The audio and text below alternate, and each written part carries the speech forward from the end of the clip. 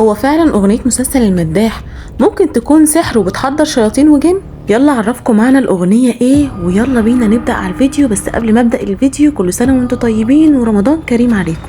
لاقيناك حابس، يعني بيقدر يسلسل الجن ويحبسهم.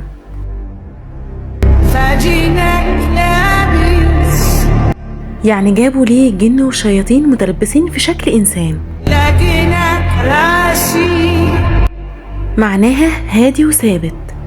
خليناك حايس، معناها إن خلوه تايه ومشتت بالمشاكل اللي بيعملوها ليه. شديناش دارك، معناها إن قدروا يشيلوا الدرع والتحصين اللي محمي بيه. نظر دارك، معناها إن جن الشر بقى ملازمينه على طول. حروفك معناها إن أي حاجة هيقدر يوصل لها أو معلومة هيفرقوها عنها ويدلوها عن الطريق الصح.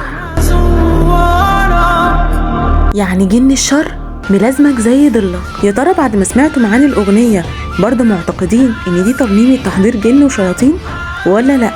ودي مجرد أصلا أغنية باللهجة الصعيدية، يعني مفيش أي حاجة تحضر جن ولا شياطين.